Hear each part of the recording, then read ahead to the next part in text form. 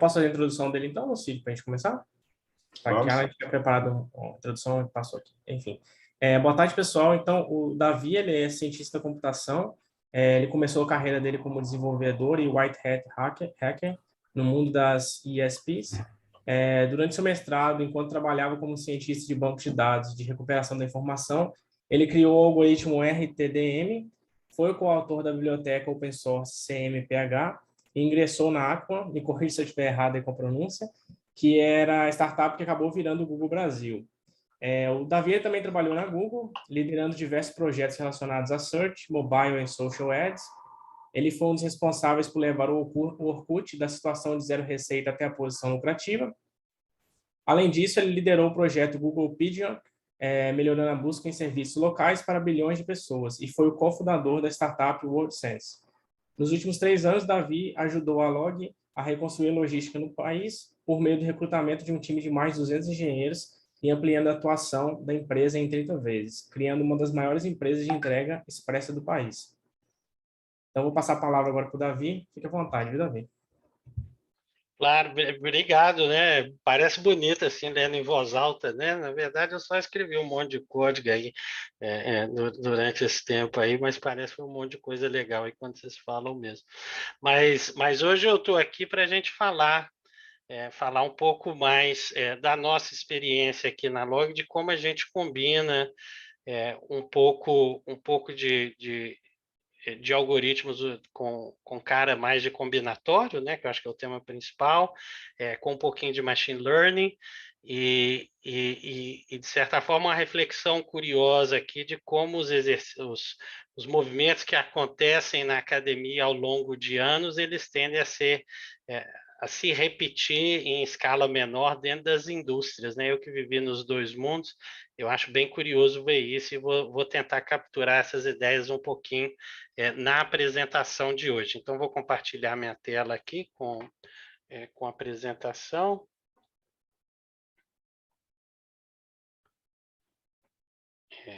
Vocês estão vendo o primeiro slide da apresentação? Tela cheia certinho? Sim, tudo certo. Perfeito, perfeito. Então, o nome da apresentação é Estado da Prática. Vou falar um pouquinho das aplicações de Machine Learning na indústria em geral e na Log em particular. Então, vamos falar um pouco dos conceitos.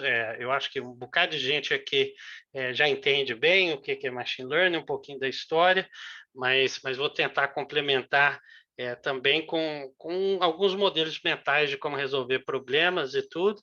Depois nós vamos falar de problemas reais dentro da Log, vou falar um pouco das soluções e de onde que nós estamos chegando mais recentemente. Então, tem essa curiosidade que hoje em dia, se você for ler na imprensa, principalmente, está sempre o pessoal discutindo, falando de inteligência artificial e tudo, e por muito tempo teve essa discussão de o que era machine learning, o que era inteligência artificial, e no fundo eram duas escolas de pensamento competindo, né? Então, acho que você tinha a escola de pensamento, que eu gosto de falar que era mais limpinha, né? Que na verdade foi onde eu comecei minha formação, né, que é de inteligência artificial. Então você tem desde lá atrás os fundamentos da matemática, lá no Leibniz, e aí quando você vai falar já de cientista da computação, você teve o Doug Lenat, que queria fazer várias antologias, e todas essas eram pessoas que viam o mundo cheio de quadradinhos e tentava encaixar a coisa certinha. Eu sempre falo que é tudo muito limpinho nesse mundo. As pessoas, quais são as regras universais que descrevem o mundo? E a verdade é que essa comunidade nunca foi bem sucedida, porque parece que as regras universais que descrevem o mundo elas são bem bagunçadas e meio sujinhas. E aí, do outro lado, né, você pode ir lá atrás nos alquimistas, né, o Paracelsus, que em vez de fazer matemática, ele tentava fazer esses homúnculos aí com as alquimias malucas, né? E mais recentemente o Geoffrey Hinton, que foi quem persistiu na linha das redes neurais e machine learning em particular por anos a fio, mesmo sendo uma coisa, vamos dizer assim, um pouco deselegante, né? Então são técnicas que são meio bagunçadas, ninguém entende muito bem por que funciona, mas por outro lado funciona tremendamente bem.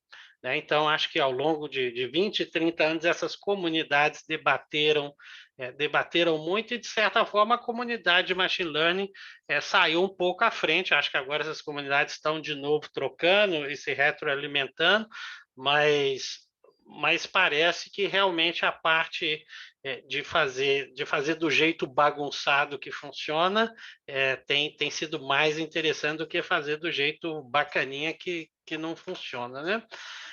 E quando a gente fala de machine learning, a gente às vezes não conecta bem com todas as partes da matemática e as partes anteriores, né? Mas a primeira coisa importante para a gente lembrar é que algoritmo e função você pode usar quase como sinônimos, né? Os algoritmos normalmente a gente pensa neles como receita de bolo, um conjunto de coisas, a gente pensa mais no paradigma de programação que você comanda, no paradigma imperativo de programação, mas se você vai lá para o paradigma funcional e tudo, você vê que no fundo é tudo função e tudo tem a mesma expressibilidade, é um f de x que cospe um f de y, né? Então, todos os algoritmos são funções e no fundo, tudo é uma função, né? Não é, você consegue escrever algoritmos que falam do mundo inteiro, você também consegue escrever funções que falam do mundo inteiro. E, no fundo, machine learning é só isso. Assim, dado um problema, como é que você descobre a função que vai te levar para um ótimo, né? E no fundo aqui quando a gente fala função é um pouco confuso, porque às vezes nós estamos falando da nossa função objetivo, às vezes nós estamos falando do nosso loss function, mas no fundo não importa. O importa é que alguém lá atrás decidiu pegar uma técnica super simples, né? Que é da derivada, né? E quando você projeta, você chega lá no gradient descent e tudo e vai lá, olha, se eu colocar a bolinha aqui, eu sei para que lado ela vai rolar, então eu vou ficar colocando a bolinha e achando os mínimos locais e vou torcer para ele ser um mínimo global e tudo. E por incrível que pareça, funciona. Ninguém sabe muito bem por que funciona, mas funciona. E isso foi uma coisa lá que o Geoffrey Hinton ele explorou por quase 20 anos, talvez até mais, sem grandes resultados, tá? Eu confesso que na universidade, quando eu estudei machine learning, assim, eu entendia, mas eu falava, olha, eu consigo fazer uma função especialista muito mais rápido, que funciona muito melhor. Então, não entendo por que as pessoas estão perdendo tempo com isso. Mas o que aconteceu é que teve muita gente igual eu que não estava tão interessado em machine learning, a gente começou a jogar Quake, e aí a gente começou a subsidiar uma indústria que construiu as GPUs, né, que são processadores especializados, eles foram processadores especializados para fazer joguinho, tá? Para fazer renderização 3D, para ficar jogando Doom, Quake, matando alienígena, mas o pessoal de Machine Learning descobriu, olha, eu tenho o mesmo tipo de computação paralela em batch aqui, que eu consigo usar esse hardware para rodar meus algoritmos muito mais rápido, tá? A GPU não é a arquitetura perfeita para Machine Learning, mas ela é muito melhor do que as arquiteturas de CPU. Hoje a gente está começando a ter chip especializado em Machine Learning e tudo, mas basicamente, né, a gente fala, olha, eu tenho que fazer essas modificações de matriz aqui, então eu vou usar o código do John Carmack aqui do Quake e vai funcionar super rápido. E deu certo. Né? E a gente teve uma revolução no machine learning. Eu acho que teve várias outras coisas que aconteceram, né? Mas assim, desde os anos 50, onde a gente inventou o teste de Turing, né? E aí depois a gente testou um monte de coisa, a parte de AI ficou um pouco comprometida, né? E aí depois a gente criou novas técnicas, ali perto de 98, aí teve mais uma fase boa, e aí ficou estagnado. Eu acho que a maior parte da época que eu estudei era uma época em que estava estagnado. E aí foi lá, não exatamente em 2012, um pouco antes, né, que a gente teve os primeiros papers que estavam usando deep learning, estavam usando redes neurais profundas, né, treinando com GPUs e que realmente geraram resultados estado da arte que nenhum sistema especialista conseguiria bater, né? Acho que isso foi realmente impressionante e foi a época que eu me interessei de novo pelo tema. E desde então, né, dependendo de quem você perguntar, algumas pessoas já vão falar que nós já estamos no inverno de novo, que a parte de machine learning estagnou um pouco. E isso talvez seja verdade para quem está na fronteira, mas para quem está na indústria igual eu, demora bastante até as técnicas que foram desenvolvidas na academia, até as pessoas aprenderem a usá-las na indústria e criar outros tipos de revoluções menores, demora um pouco. Então, eu diria que a Log hoje está vivendo aí perto desse momento de 2012, e aí eu vou contar um pouquinho dessa historinha da jornada que a gente fez para chegar até aqui. A gente sempre esquece que machine learning, programação, isso tudo são só técnicas de capturar conhecimento, tá? Então tem várias coisas, várias formas de você perceber alguma coisa do mundo e tentar usar esse conhecimento adquirido, tentar codificar ele de uma forma útil numa ferramenta, num computador, né? Então vai desde escrever fórmulas no Excel ou escrever código em Java, que no fundo é a mesma coisa, são só linguagens de programação diferentes, né? Isso são modelos imperativos ou funcionais, né? E aí depois você tem outras técnicas que são as técnicas com cara de regressão. Eu acho que todo mundo faz regra de 3, né? Mas tem técnicas de regressão muito mais sofisticadas do que isso.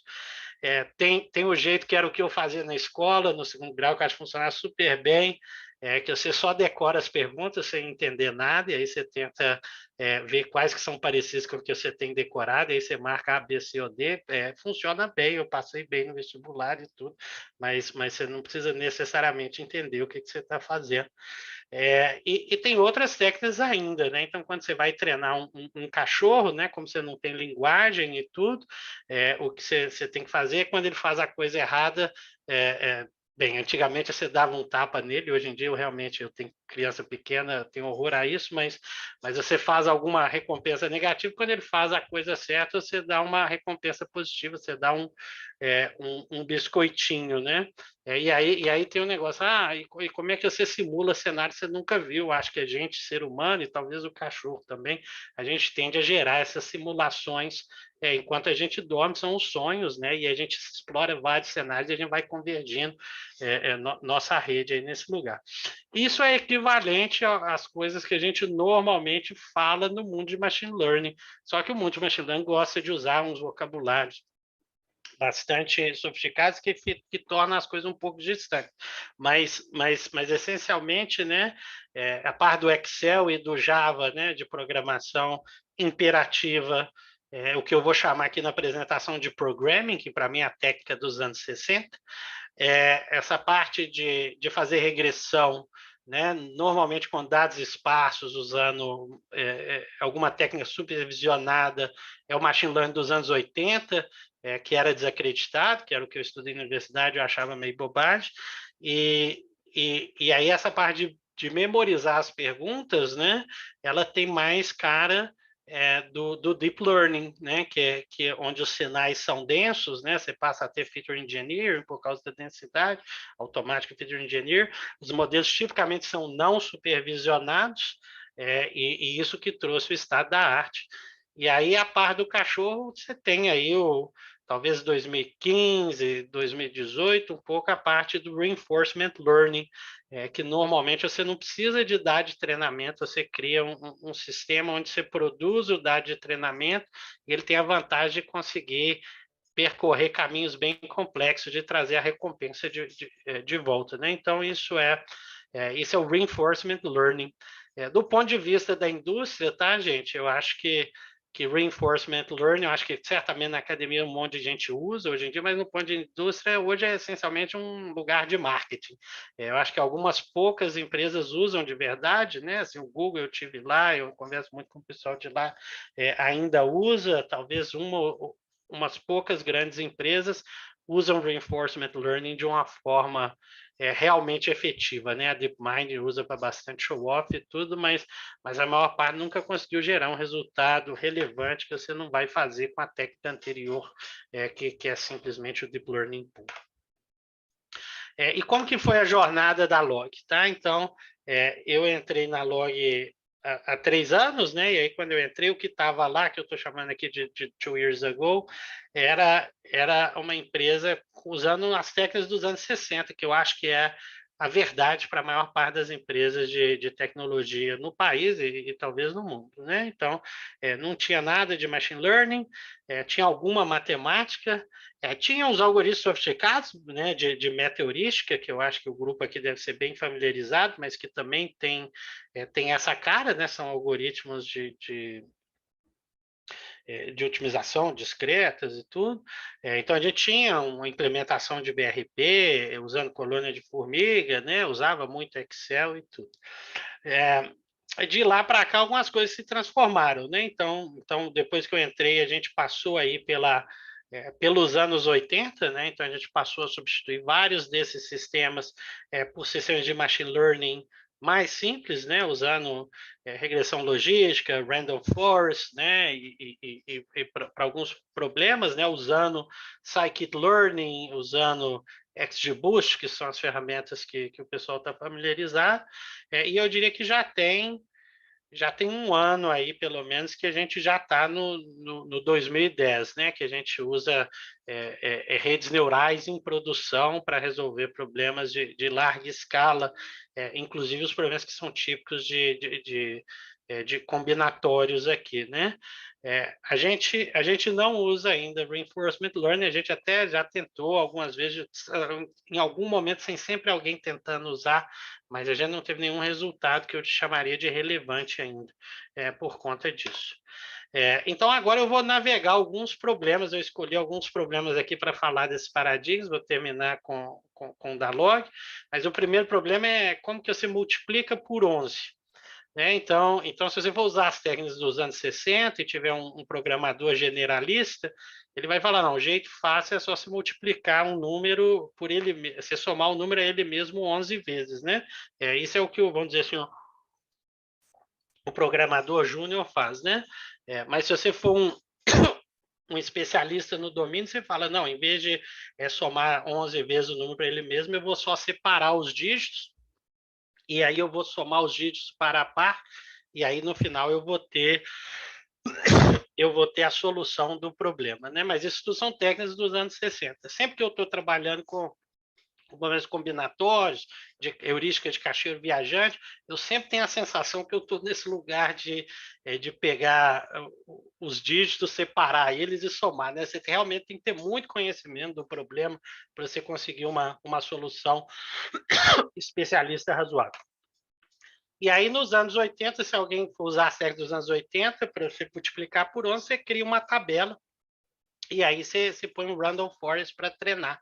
Você cria uma tabela de exemplo, né? Ele vai ver, olha, se o número é par, se o número é ímpar, né? Você faz um feature engineer, quantos números você tem, os caracteres, você pode pegar os caracteres e tudo, né? E aí ele vai tentar decorar o número. Isso funciona mal, tá? Quem já tentou fazer isso funciona mal e tudo, mas era o core da pesquisa de machine learning nesse período.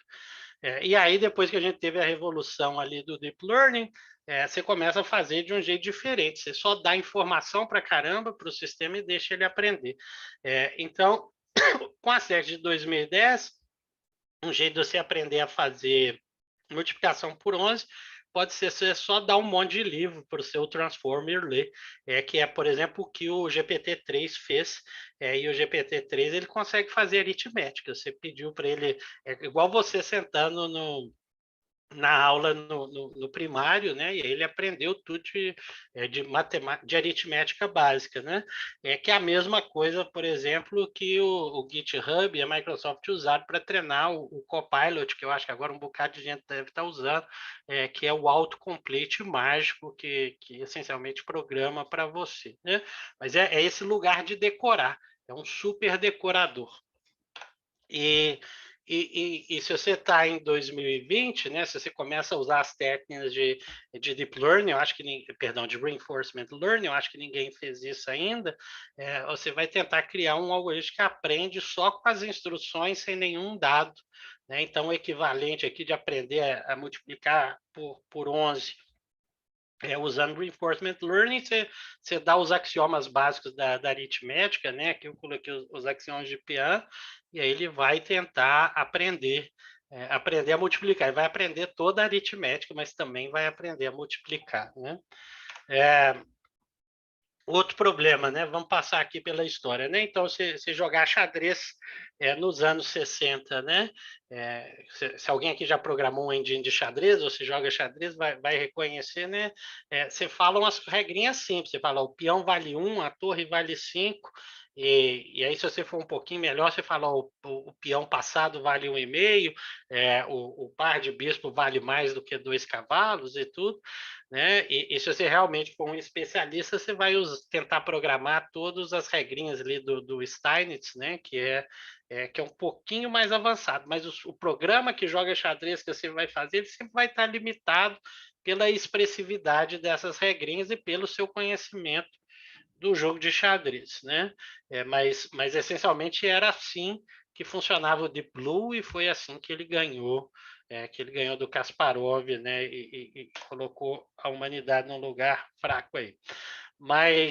Mas aí evoluiu, né? Então, nos anos 80, a gente já começou a ter machine learning clássico nos engines, né? Então, aqui o Stockfish 11, eu acho que é o último grande engine forte de xadrez que não usa rede neural, mas ele usa um monte de técnica de regressão. Ele aprende com o jogo dos grandes jogadores e tudo, mas ele não sabe usar muito bem dado temporal, ele não sabe lidar com reward length e ele depende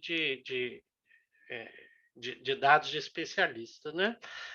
Eu acho que talvez no celular o Magnus Carlsen que está aí ainda ganhasse do Stockfish, não sei dizer com certeza, mas Stockfish 11 ainda era bem fraquinho, comparado com o que aconteceu em 2010, que foi quando colocaram as técnicas de 2010 nos engines de xadrez, né, que eu escolhi o Komodo, mas hoje o Stockfish todos têm também, né, e aí você começou a treinar com rede neural, e aí em vez de você treinar nos jogos dos melhores do mundo, você treina em todos os jogos, né, e aí o engine fica muito, muito melhor. Hoje o celular ganha da melhor pessoa do mundo com muita tranquilidade, simplesmente porque está usando uma rede neural, que inclusive gasta tempo para treinar, mas para inferir é super veloz, é super eficiente. Mas ainda tinha um hard time with late rewards, né? O jogo de xadrez ele ainda tinha que computar passo a passo, ele não sabia falar do jogo, das etapas intermediárias sem olhar para frente, sem a ajuda de um ser humano. Isso aí mudou quando a gente teve o AlphaZero da DeepMind, que aí ele aprende a jogar sozinho. Em 4 horas, você só ensina a regra, igual a aritmética de Peano, e em 4 horas ele aprende tudo, né? E aí o Caruana, que é acho que número 2 ou número 3 do mundo, falou: olha, parece que é um alien jogando, assim, ele nem parece com um ser humano, porque realmente ele nunca viu um ser humano jogando xadrez, ele descobriu técnicas super agressivas, inclusive, que eram bem diferentes, né? E isso tem a ver com o fato que ele consegue trabalhar com late rewards, ele consegue ele não é obrigado a descrever o valor das etapas intermediárias, ele cria um negócio inescrutável, né, com a cara ali do Paracelsus, né? Se ele fosse obrigado a descrever o que ele está fazendo, igual o pessoal de inteligência artificial gostava, ele não ia conseguir ser tão bom, né? Então é super interessante que tem esse trade-off entre a capacidade de explicar e ser bom, né? Você tem que escolher, você quer ser bom ou você quer ser explicável, não tem jeito de ser as duas coisas.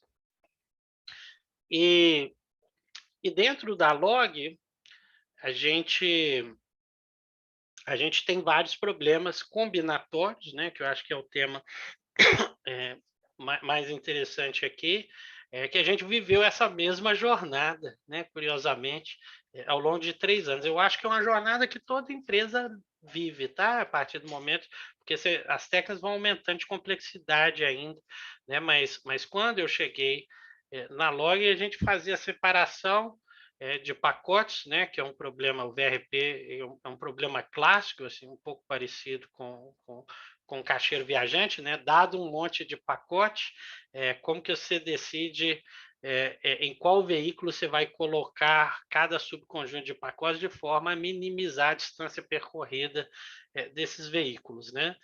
E a indústria não técnica, né? Porque a logística existe desde os tempos da Roma antiga, ela essencialmente fazia separação em posições fixas e torcia para a densidade ficar boa, né? Então, eu diria que a maior parte das empresas de logística no mundo ainda simplesmente faz separação por cabeça de CEP. Tá? As cabeças de CEP tendem a ser desenhadas pelas empresas nacionais que fazem umas otimizações de densidade, mas quem está operando normalmente opera sem tecnologia, só com a cabeça de CEP.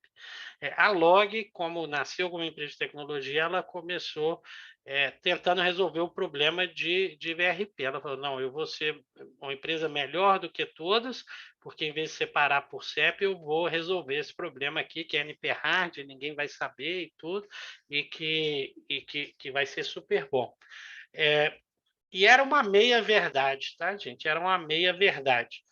Porque quando a gente fala, né, você resolveu o PRP exato, né? Você fala, olha, isso aqui é a solução exata e ninguém consegue ser melhor do que isso, né? Tende a ser a solução do problema exato, a solução exata do problema inexato. Porque o problema que você tem na indústria ou no mundo físico, ele normalmente não é o mesmo problema idealizado que a gente trabalha na academia. Então, a gente tinha essa otimização de VRP, a gente, para instâncias muito pequenas, a gente fazia o exato, mas a gente também usava a heurística estado da arte para resolver as instâncias maiores, mas, por incrível que pareça, a nossa densidade não necessariamente era maior do que da nossa concorrência, tá? Por quê? Porque o problema idealizado de VRP ele exige informação completa. E se exige informação completa, exige batching. E aí, se exige batching, exige armazenagem no mundo físico. E aí, antes da gente começar a entregar os pacotes, a gente botar essas nessas gaiolas todas para a gente poder rodar o VRP antes de começar a entregar os pacotes. E quando a gente fazia isso, no fundo, a gente estava fazendo uma contra-otimização, não só porque a gente gastava espaço de pátio e gastava mais tempo fazendo isso, mas porque quando você resolve com, com o zip code, que é um negócio super simples, você está fazendo uma solução de string, e essa solução de string, na média, ela vai ser melhor. É como se ela estivesse usando um algoritmo pior com um batch maior, ele fica melhor do que um algoritmo melhor com um batch menor. E quando a gente traduz esses problemas da indústria, da academia para a indústria, a gente normalmente cai nessas armadilhas. Então, gasta um bocado de experiência para a gente entender isso, né? Mas a gente trabalhou muito tempo nesse lugar do VRP em batch, a gente tentava separar as instâncias, fazer um monte de coisa, mas eventualmente a gente falou, não, nós vamos fazer uma coisa diferente, vamos começar a usar técnica dos anos 80 aqui, né? Então a gente usava o VRP como um gerador de label data, e aí depois a gente treinava algumas regressões para a gente gerar o equivalente dos nossos próprios CEPs, né? E a gente usava a separação nesses próprios CEPs que eram dependentes da nossa distribuição de entrega, né? Que nós estamos maximizando a densidade para entrega, o perfil de encomenda que a gente vai, né? E aí, ao fazer isso, a gente capturava indiretamente estruturas socioeconômicas, estruturas geográficas e tudo, e isso ficou muito melhor. E esse era um algoritmo pior do que as metaheurísticas que a gente usava, mas era um algoritmo pior resolvendo um problema mais próximo do problema real. Hoje a gente está, vamos dizer assim, nos anos 2010, aqui na Log, e hoje a gente faz sortation utilizando Transformer, né? Começamos aqui com um negócio que não era exatamente Transformer, mas hoje essencialmente são Transformers, e a gente continua usando o VRP como gerador de label, mas a gente usa mais features, tanto para o label quanto para o treinamento, e a gente tem realmente resultados que são, acho que são os melhores da indústria hoje, e curiosamente, para as grandes instâncias, essas coisas que a gente aprendeu a usar o VRP nas instâncias menores, ele muitas vezes, perdão, as meteoristas de estados da arte, né? Eu acho que é KSH e tudo, mas o LSH nunca, mas muitas vezes esse algoritmo bate, porque as meteoristas são tunadas para as instâncias pequenas, mas para as instâncias maiores, que a gente trabalha de verdade, muitas vezes esse algoritmo bate. Algumas vezes ele é pior, mas ele é super veloz de rodar, que faz uma diferença tremenda aqui, né? Porque o machine learning é lento de treinar, mas a inferência é super veloz. E é um sistema mais simples de trabalhar, ele é mais difícil de entender. Meteorística também não é fácil de entender, mas ele é muito mais fácil de adicionar novas features, de treinar e de ter bons resultados, né? E aqui é o resultado do negócio da empresa, né? Então, se vocês olharem ali 2019, quando eu falei, foi mais ou menos na época que eu entrei na empresa, a gente estava brigando em extrair os próximos 2% de ganho, 1% de ganho de uma meta heurística, né? A gente trocava a implementação da colônia de formiga, trocava pela biblioteca OrTools, modelava um pouquinho diferente, novas features e tudo, mas a gente estava fazendo uma contra-otimização. Né? E a gente falou, não, isso aqui não faz sentido, a gente está usando um algoritmo melhor, mas nós estamos em batch, nós temos que mudar para streaming. Né? E aí, quando a gente mudou para streaming a série dos 1080, vocês vão ver que a curva começou a cair. Ela começou a subir de novo, porque o resto da malha ainda estava otimizado para o sistema antigo. Aí nós consertamos a malha, abrimos novas agências físicas, né, no Brasil e tudo. Falando, não, agora a nossa estrutura de malha está conversando com o nosso algoritmo. E aí, quando o nosso volume aumentar, a nossa densidade vai cair. Isso aqui traduz diretamente no custo de entregar um pacote, tá, gente? Se o custo vocês compram alguma coisa, né, no e-commerce, compram na Amazon e tudo, e aí o preço do frete lá 5, 10, 15 reais, né? Isso é muito determinado por essa estrutura aqui de densidade. Aí, quando a gente passou a usar o modo de streaming, ficou muito melhor e a gente começou a cair numa descendente. E aí, quando a gente colocou o Territorial Sorting, que é o código de 2010, aí a gente continuou caindo ainda mais rápido. Né? E aí, quando a gente readaptou a malha de novo para o algoritmo novo, começou a despencar e até hoje está despencando. Eu parei aqui em 2021-04, mas continua despencando, porque essa combinação de trazer o algoritmo certo com a flexibilidade certa, que resolve razoavelmente bem o problema de verdade. É melhor um algoritmo que resolve razoavelmente bem o problema de verdade do que um que é ótimo em resolver o problema de mentira. A gente está começando a testar as coisas que vão exigir reinforcement learning, que aí a gente vai trazer muitos mais features, né? Que aí a separação vai depender do dia que está chovendo, se não está chovendo, da hora que você executa, se teve um caminhão que quebrou, né? E aí toda vez, né, eu acho que a mensagem que eu estou trazendo é toda vez que você traz mais features para resolver o problema de verdade, é melhor do que resolver, do que trazer um algoritmo melhor para o problema idealizado. E não é um pouquinho, não, tá, gente? Eu fiz questão de escrever aqui, é por ordens de magnitude. Em vez de você ganhar 2%, você passa a ganhar 10x. É uma coisa completamente diferente, tá? Que eu acho assim, né? Eu acho que muitas vezes que a gente fica ali no Kaggle, a gente não vê isso. O Kaggle não permite a gente redefinir o problema.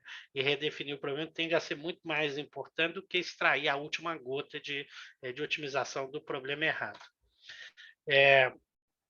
O outro problema aqui da log que a gente começou com a solução dos anos 60 também é o problema de alocação. Né? Então, muito parecido com o problema do Uber, a log começou... hoje a log é essencialmente uma transportadora, o Correios do Futuro aqui no Brasil, né? Empresa de tecnologia que faz entregas, mas ela começou muito parecida com o Uber de motoboy. E nessa época a empresa usava os mesmos algoritmos, a mesma cara de algoritmos que o Uber usava. Né? Então, se você for falar, olha, alguém precisa de um motoboy aqui agora, o algoritmo mais simples que um generalista vai falar é o seguinte, não, eu vou chamar o que está mais próximo. Se for um especialista no domínio, né, que é o jeito que o Uber fazia na época, que eu acho que hoje a maior parte das empresas com essa cara fazem até hoje, o que você vai fazer é um algoritmo que tenta minimizar a distância total. Né? Então, se tem 10 pessoas pedindo motoboy, você vai tentar mandar cada um para um de forma tal que a distância total percorrida ela é mínima. Mas esse não é o problema de verdade, né? Porque você vai estar minimizando a distância, mas tem uma janela de tempo correndo, né? Você vai minimizar na janela de 5 minutos, você vai minimizar na janela de 1 hora, você vai minimizar na janela do dia, e o tamanho da janela ele é muito mais relevante do que o algoritmo que você usa para minimizar a distância total. Né? Então, inclusive, na log a gente usava uma janela, eu acho que de 5 minutos ou de 20 minutos, com bet size, que era um strong counter optimization. Né? E toda a ideia, né, que falou, o que a gente quer é minimizar a distância. Quando você parte disso como premissa, as suas soluções minimizam a distância. Mas quem diz que a gente quer minimizar a distância de verdade? Né? A gente achou o algoritmo e encaixou o problema nele, em vez de achar o problema achar o algoritmo para o problema que a gente tinha. Porque o problema que a gente tinha de verdade era ninguém não ser atendido. E quando você quer otimizar para ninguém não ser atendido, às vezes você vai querer não minimizar a distância. Né? E aí, dentro dessa premissa, a gente mudou ainda com técnicas dos anos 60. Nós falamos, não, esse lugar de minimizar a distância muito rápido e tudo, nós vamos usar só nos casos específicos que as pessoas estão com pressa, mas na maior parte das vezes as pessoas não estão com pressa. Nós vamos fazer um algoritmo completamente diferente, que essencialmente permite a pessoa, né, que tá na rua trabalhando tomar a decisão dela. Né? Então, a gente mostra tudo que tem para ser feito e dá completa liberdade para a pessoa decidir no que ela quer engajar. E parece esquisito, né? Fala, pô, onde é que está rodando o algoritmo, o NP completo e não sei o que e tudo, mas a gente às vezes esquece que tomada de decisão distribuída também é um algoritmo, né? Cada pessoa ali é um agente que está tentando fazer uma otimização local, e essa combinação de otimizações locais, elas tendem a estar mais alinhadas com o problema de verdade, e ela tende a gerar um mínimo global que é melhor do que o seu algoritmo NP completo, que está resolvendo o problema com menos informação. Né? Então, eu gosto de dizer que essa a interação humana é uma forma de sintetizar vários sinais que estão offline. Né? E se eu fosse dizer na terminologia da turma, né, só de machine learning, eu posso dizer que esse é um algoritmo que quase não faz nada, né, que ele só expõe todas as caixas e deixa as pessoas escolherem distribuidamente, que é o one-shot reinforcement learning, né, que é isso que a gente está fazendo. Não tem fase de treinamento, o one-shotting e o reinforcement vem do ciclo das pessoas, cada vez que elas passam por essa tomada de decisão, elas irem otimizando localmente, que aproxima mais do ótimo global. Né? Hoje em dia, a gente está nos algoritmos dos anos 80, tá? Então, o problema aqui, né, dado um monte de tarefas que tem que ser feitas, né, como que a gente distribui ela para cada pessoa, né, o allocation, e hoje a gente, em vez de tentar fazer um algoritmo de matching, né? Falar, tem um gráfico bipartido e eu quero ter uma aresta para cada um e eu quero minimizar o custo das arestas, a gente olha como um algoritmo de aprendizado, de aprendizado de ordenação, né? Um learning to rank algorithms. E aí a gente continua mostrando tudo para todo mundo, para as pessoas poderem usar o conhecimento local, mas a gente olha uma lista ordenada que, de certa forma, é a gente contribuindo com a informação global para a pessoa poder combinar com a informação local e maximizar a eficiência da nossa função, né? E a eficiência da função aqui é dado que eu dei uma tarefa, né? Dado que não eu, né? Mas dado que um determinado entregador, um determinado veículo na rua escolheu fazer aquela tarefa, quais são as chances dele ser bem sucedido nela? Né? E a gente descobriu que esse algoritmo aqui a diferença do random por ranked parece que está pequenininho, mas é porque o baseline já é muito pequeno, é um unbalanced training problem, mas a gente teve um ganho tremendo em ordenar essa lista e combinar a informação global, digital, que está nos nossos sistemas, são as coisas que a gente consegue treinar e capturar na rede neural, com o input do ser humano ali, que sabe se está chovendo, se não está chovendo, se ele está com sono, se ele quer ir para casa, se não quer, né? Que são sinais que não tem como a gente capturar dentro da rede neural, né? Então, acho que esse foi um exercício super interessante, né? Começamos ali também num problema combinatório clássico, acabamos aqui num algoritmo Learning to Rank. Nós já estamos chegando na produção agora, os algoritmos mais sofisticados ali era ainda Learning to Rank com regressão, tá? Usando Scikit-learn e tudo, né? Mas agora a gente já tem aqui um lugar do TensorFlow, eu não sei se isso foi com Keras ou se foi na unha no TensorFlow, que aí é usando, não é um transformer clássico, porque a gente precisa tem esse lugar de duas cabeças e tudo, e tem que ter attention, e a gente definiu a função objetivo como uplift, que permite a gente descrever exatamente o que a gente quer um uplift de sucesso global, e eu acredito que daqui a pouco nós vamos estar levando essa aqui para a produção, né? Começou no algoritmo combinatório, passou no Learning to Rank, e agora é um uplift, e nós vamos mudando as técnicas ao longo das gerações também. E aqui nós temos o resultado, né? Então é um pouquinho difícil atribuir esse algoritmo, como tem ser humano no lado, é difícil a gente pinpoint onde que teve cada mudança, mas desde 19 até hoje a nossa qualidade só tem melhorado. Tem uma pioradinha aqui no final, mas isso aí é um artefato dos dados. Acho que está tudo no lugar, tá? Então se vocês estão comprando no e-commerce e está chegando direitinho na casa de vocês, é por causa desse tipo de algoritmo aqui que a gente tem feito para apoiar nossos parceiros no e-commerce, né? E o algoritmo de reinforcement learning para esse tipo de coisa a gente não tem nenhum, tá? A gente não tentou. Aqui eu quis só ilustrar que tem outras empresas fazendo o mesmo tipo de coisa. E a Amazon recentemente teve um concurso exatamente para trabalhar nesse problema. E a questão central do announcement do concurso deles é: olha, você tem que fazer um algoritmo, não que ele é ótimo para o problema idealizado, mas é um algoritmo que usa a informação do mundo real, que usa o conhecimento de quem está na rua para otimizar. E isso é super interessante, que quando você olha o mundo das técnicas, né? Você vai usar a técnica imperativa, que é programar, quando você tem um domínio do problema, né? E a quantidade de dados é muito pequena. Né? Você vai usar as técnicas de regressão quando você não necessariamente sabe resolver o problema, mas você sabe quais features importam e você sabe desenhar as features, né? Você vai usar as técnicas aí de 2010, de rede neural e tudo, quando você tem uma quantidade de dados digitalizadas muito grandes, e aí você não precisa desenhar as features, porque a própria rede vai desenhar as features para você.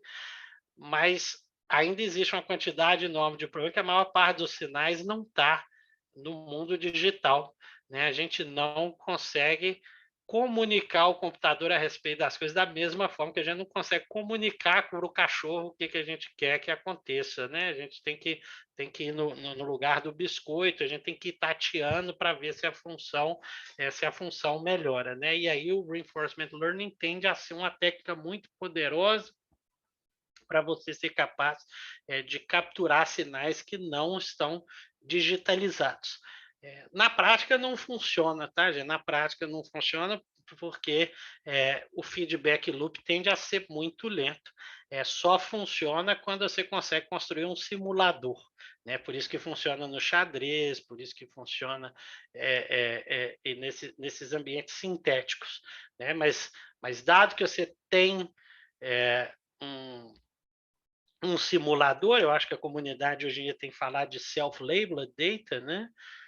Aí é só você usar Reinforcement Learning que garantidamente você vai ter uma solução ótima. Não ótima no sentido, mas você vai ter uma solução imbatível na prática, que o algoritmo vai produzir para você.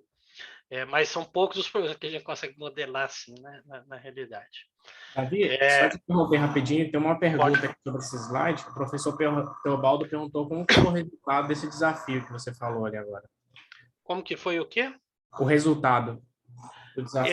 Eu não participei do resultado e a Amazon não publicou, né? Eu não participei do concurso e a Amazon não publicou. Isso foi feito pela Amazon. Tem até o nosso aqui que eu vou falar daqui a pouco. Mas os três campeões, assim que eu li, os três campeões usaram algoritmos com cara combinatória para prever para prever o label data que a Amazon deu, tá? Então eles combinaram um pouquinho de algoritmo de machine learning com combinatório, mas não foi um trocando o outro, foi uma combinação, e preveram os labels data que a Amazon deu. Eu, particularmente, acho que é sem graça, tá? Eu acho que é igual um Kaggle, eu acho que se usar de verdade não vai fazer diferença, porque você realmente precisa estar no loop ali para fazer a retroalimentação, para fazer uma coisa de verdade aqui, eu acho, tá? Mas tá lá, eles ganharam o concurso, vamos ver se a Amazon vai usar de verdade. Assim, eu por exemplo, quando estava no Google, a gente sempre tinha esse concurso, ninguém nunca usou nada dos concursos internamente. Tá? Tem uma pergunta aqui, Davi. Você quer que eu deixe para fazer as perguntas no final ou posso te interromper sem problemas? Falta só um slide. Então vou deixar para o Então final. acho que eu vou fazer ele e aí eu pego as perguntas, pode ser? Tá certo. Como você Tá preferir. ótimo. Então aqui falando um pouquinho do futuro da log, né? Então hoje a gente eu mostrei aqui dois, na verdade são três problemas que a gente trabalha, tipicamente de otimização, mas a gente otimiza cada um deles separadamente. Que é uma mentira, porque eles são problemas interdependentes, e a gente está treinando um modelo global, né? E aí é o que eu gosto de brincar dentro da log, que é o dragão de três cabeças. E provavelmente eu coloquei a Hidra de Lerna aqui para ilustrar, mas o que a gente vai fazendo é que a gente treina cada um deles, e aí depois a gente põe um layer em cima que tenta treinar os três ao mesmo tempo. É engraçado que às vezes você tira uma cabeça e coloca ela como oráculo, e aí você treina as duas outras cabeças, e aí depois você troca. Então você faz um loop, né? Você não precisa fazer desse jeito, tem jeito de você treinar os três ao mesmo tempo com uma rede neural, mas é super difícil. Na prática, ninguém faz isso. Então, hoje em dia, a gente tem mais essa visão de usar um como oráculo para o outro. E talvez a coisa mais central é que essas são todos algoritmos que olham o problema como dinâmica e estocástica. A entrada de dados sempre tem ruído, sempre tem alteração ao longo do tempo e tudo, e normalmente no mundo combinatório a gente está sempre olhando os problemas como problema otimizações estáticas. Existem muito poucas otimizações estáticas de valor para a indústria na prática. E aí, só para fechar, tá, gente? A gente tem o Log Budget Benchmark, para quem gosta desses problemas. É um benchmark sintético de VRP. Sinceramente, eu acho que é o mais legal do mundo. Ele tem instâncias de problema realísticas muito maiores do que qualquer outra instância. Eu acho que já tem mais de um ano que a gente publicou ela para a academia. Não tem dado de cliente de verdade aqui, tá, gente? A gente conseguiu fazer uma regressão, anonimizar tudo. É tudo baseado em dados socioeconômico, totalmente público, todo mundo consegue reproduzir tudo aqui, e é super legal de trabalhar. Então, a gente tem no Kaggle, acho que tem dezenas, se não centenas de estudantes que já tiveram a oportunidade de trabalhar com ele. Hoje, o pessoal fala principalmente do problema de sorting, mas todas as coisas que eu falei aqui, eu poderia estar treinando eles fora da log só com esses dados sintéticos aqui. Mas é isso, então. Obrigado pela oportunidade, espero que tenha sido útil, e abro aqui para as perguntas, então. Tá certo, muito obrigado, viu, Davi? A gente tem um tempinho aqui para as perguntas. Se alguém tiver mais uma pergunta, pode ir colocando no chat, viu? Eu vou ler uma que a professora Maristela tinha falado aqui. Ela tinha dito que ela não entendeu muito bem sobre a questão de otimização clássica, mas ela disse que essas soluções de otimização combinatória não poderia ser um ponto de partida para tomada de decisão dinâmica. Aí ela perguntou também quais seriam as direções para seguir.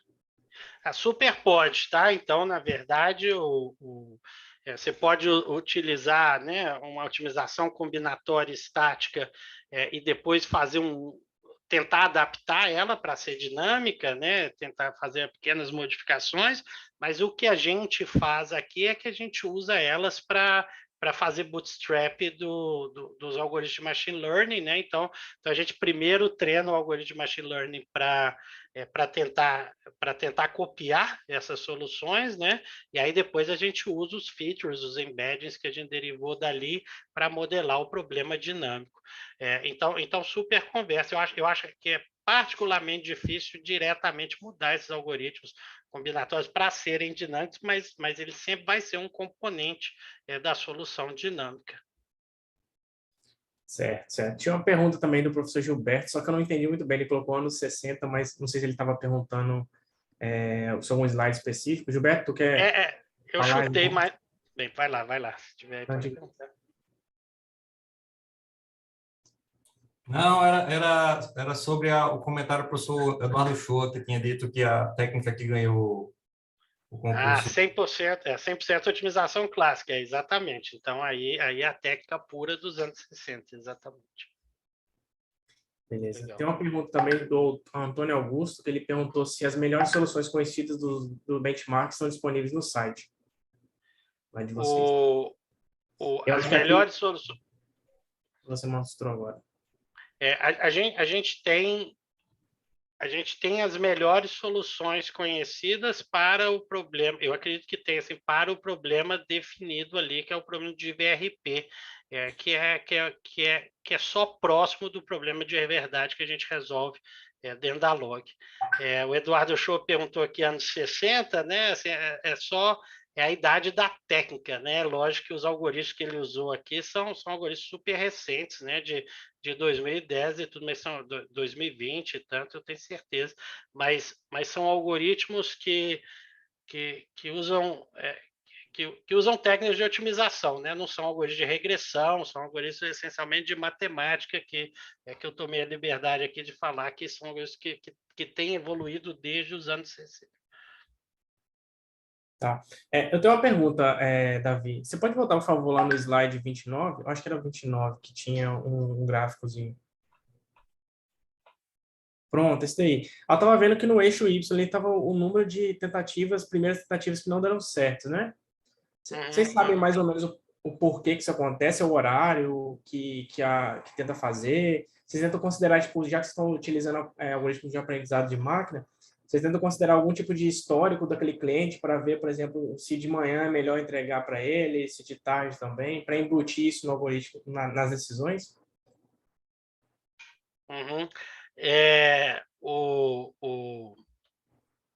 Eu consigo... quando eu entrei na Log, já tinha essas ideias. Então, por exemplo, tinha um algoritmo de machine learning que tentava treinar baseado em fotos do Google Maps para descobrir se um determinado endereço era comercial ou era residencial. E aí com isso, você conseguia inferir o horário que você quer fazer a entrega. E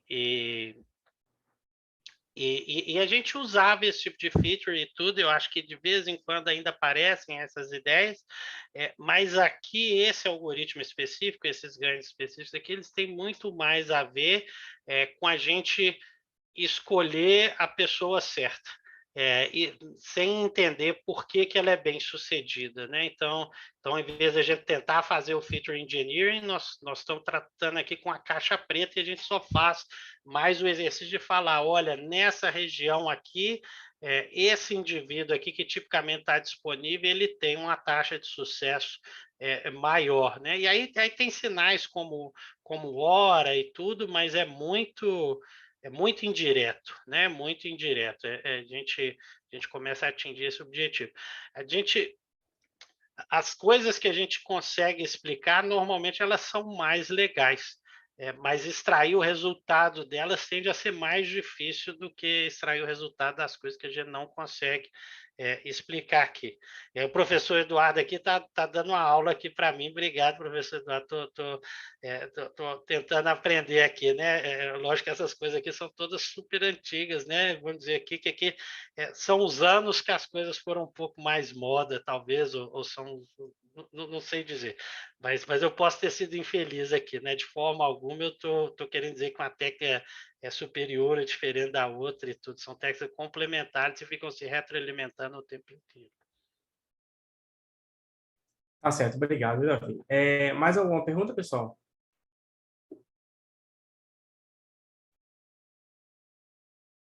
Nenhuma?